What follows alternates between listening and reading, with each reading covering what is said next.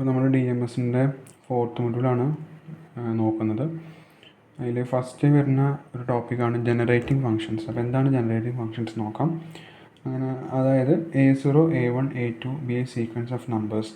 അങ്ങനെയാണെങ്കിൽ generating functions എന്ന് വെച്ചാൽ A0 plus A1x plus A2x² plus etcetera അങ്ങനെ പോകും. അതായത് നമുക്ക് തന്നിരിക്കുന്ന ആ സീക്വൻസിൻ്റെ കൂടെ ജസ്റ്റ് x² ആദ്യത്തെ ടേമിൽ എക്സിൻ്റെ ടേം ഉണ്ടാവില്ല, രണ്ടാമത്തെ ടേമിൽ എക്സിൻ്റെ ടേം ഉണ്ടാവും.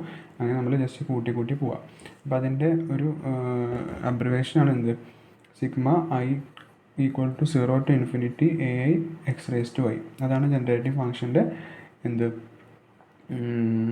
ജനറൽ ഫോം എന്ന് പറയുന്നത്. ഇപ്പോൾ എക്സാമ്പിൾ നോക്കുകയാണെങ്കിൽ നമുക്കൊരു സീക്വൻസ് തന്നിട്ടുണ്ട് 1 1 1 1 1 1 സീക്വൻസ് തന്നിട്ടുണ്ട്. അങ്ങനെയാണെങ്കിൽ അതിൻ്റെ ജനറേറ്റീവ് ഫംഗ്ഷൻ എങ്ങനെയായിരിക്കുക, ജസ്റ്റ് ആ 1ൻ്റെ കൂടെ x⁻0 എഴുതുക, x⁻1 എഴുതുക, x⁻2 എഴുതുക. അങ്ങനെ എത്ര 1 ഉണ്ടോ അത് x⁻n വരെ നമ്മൾ ജസ്റ്റ് എഴുതുക. അപ്പോൾ അതായിരിക്കും ഇപ്പോൾ തന്നിരിക്കുന്ന 1 1 എന്ന സീക്വൻസിൻ്റെ ജനറേറ്റീവ് ഫങ്ഷൻസ് എന്ന് പറയുന്നത്.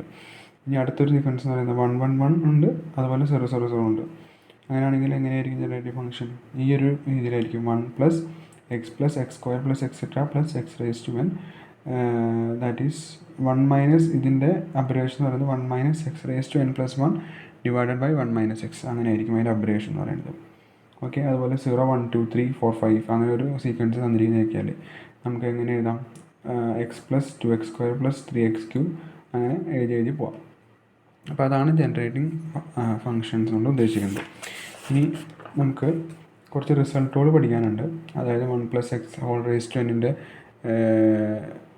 എന്താ പറയുക, അതിൻ്റെ എക്സ്പാൻഷൻ നമ്മൾ കഴിഞ്ഞ സെമ്മിൽ അങ്ങാണ്ട്, സെക്കൻഡ് സെമ്മിലോ ഫസ്റ്റ് സെമ്മിലോ അങ്ങാണ്ട് നമുക്ക് എപ്പോഴും പഠിക്കേണ്ട ഒരു എക്സ്പാൻഷനാണ് ഇതെന്ന് പറയുന്നത്. നമ്മുടെ കോമ്പിനേഷൻ്റെ വെച്ചിട്ട് നമ്മൾ ചെയ്യുന്ന ഒരു എക്സ്പാൻഷനാണ് NC0 plus NC1x plus NC2x⁻2 plus etcetera NCn x⁻n. അതുപോലെ 1 പ്ലസ് x⁻n ജസ്റ്റ് നോക്കി വയ്ക്കുക. അതുപോലെ 1 plus AX⁻n 1 minus x⁻n plus 1 divided by 1 minus x, 1 by 1 minus x, 1 by 1 minus AX. ഇതൊക്കെ ജസ്റ്റ് റിസൾട്ടോടാണ്. അത് അങ്ങനെ തന്നെ പഠിച്ചിരിക്കാനും പറ്റില്ല, അല്ലാണ്ട് വേറെ രീതിയിൽ എക്സ്പാൻഡ് ചെയ്തിട്ടോ അല്ലെങ്കിൽ വേറെ ഡെറിവേഷനൊക്കെ ആയിട്ട് നമുക്കൊന്നും ചെയ്യാൻ പറ്റില്ല. അപ്പോൾ ഇങ്ങനത്തെ ഫോർമുലാസും എക്സ്പാൻഷൻസൊക്കെ അങ്ങനെ അതേപടി തന്നെ ജസ്റ്റ് നോക്കി വയ്ക്കാം. നമുക്ക് അത് വെച്ചിട്ട് പ്രോബ്ലം നമുക്ക് ചെയ്യേണ്ടി വരും. ഓക്കെ, അതുപോലെ തന്നെ NCRൻ്റെ എക്സ്പാൻഷൻ എന്താ, n into n minus 1 into et cetera n minus r plus 1 divided by r factorial. അതുപോലെ മൈനസ് NCR അതിൻ്റെ എക്സ്പാൻഷൻ -1 ഇൻറ്റു n പ്ലസ് r മൈനസ് 1 CR.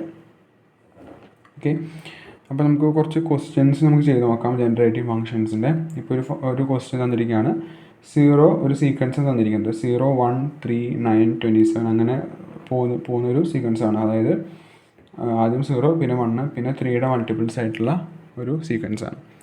അങ്ങനെയാണെങ്കിൽ അതിൻ്റെ ജനറേറ്റിംഗ് ഫംഗ്ഷൻ എങ്ങനെയായിരിക്കും, f(x) = ഈ 0ൻ്റെ കൂടെ 0 അങ്ങനെ എടുത്ത് എഴുതുക, 1ൻ്റെ കൂടെ x എഴുതുക. അങ്ങനെ ഓരോ ടേമിൻ്റെ കൂടെയും x പിന്നെ x² പിന്നെ x³ അങ്ങനെ എഴുതി പോവുക. എന്നിട്ട് ലാസ്റ്റ് എന്ത് ചെയ്യുക, ഈ x പുറത്ത് എടുക്കുക. ഈ 0 നമുക്കൊന്നും ചെയ്യാൻ പറ്റില്ല, അപ്പോൾ x പുറത്ത് എടുത്തു. അപ്പോൾ x into 1 plus 3x plus 1 plus 3x² അങ്ങനെ എഴുതി പോകും. അപ്പോൾ എങ്ങനെ എഴുതുക, x ബൈ 1 മൈനസ് 3x എന്ന് വരും. അപ്പോൾ ഇത് നമുക്ക് എക്സ്പാൻഡ് ചെയ്ത് കഴിഞ്ഞാൽ ഈ ഒരു ഫോമിൽ കിട്ടും. അങ്ങനെയാണ് പഠിക്കാൻ വേണ്ടിയിട്ട്. പിന്നെ അടുത്തൊരു ക്വസ്റ്റ്യൻ എന്ന് പറയുന്നത് 1 0 1 0 1 0 അങ്ങനെയാണ് നമുക്ക് തന്നിരിക്കുന്ന ഒരു എക്സ്പാൻഷൻ എന്ന് പറയുന്നത്, അല്ല സീക്വൻസ് എന്ന് പറയുന്നത്. അതിൻ്റെ ജനറേറ്റീവ് ഫങ്ഷൻസ് കണ്ടുപിടിക്കണം. അപ്പോൾ f(x) = 1 plus 0x plus 1x² plus 0x³ അങ്ങനെ എഴുതി പോവും. അപ്പോൾ എന്താ സംഭവിക്കുന്നത് ഇവിടെ, അതായത് ഓഡ് പവറുള്ള എക്സിൻ്റെ ഓഡ് പവറുള്ളവർക്കൊക്കെ എന്താണ് 0 ആണ്. ഇനിയിപ്പോൾ x⁵5ൻ്റെ കോഎഫിഷ്യൻറ്റ് 0 ആയിരിക്കും, x⁷7ൻ്റെ 0 ആയിരിക്കും. അപ്പോൾ ഈവൺ പവറുള്ള എക്സിൻ്റെ വാല്യൂസ് മാത്രമേ ഉള്ളൂ. അപ്പോൾ നമുക്ക് എങ്ങനെ എഴുതാം, 1 അങ്ങനെ തന്നെ എഴുതി, പിന്നെ x² പിന്നെ x⁴ പിന്നെ x⁶. കാരണം ഓഡിൻ്റെ പവറുകളൊന്നും നമുക്ക് അവൈലബിൾ ആയിട്ടില്ല, അതെല്ലാം എന്തായിട്ട് പോവും, 0 ആയിട്ട് പോവും. ഓക്കെ ആണല്ലോ.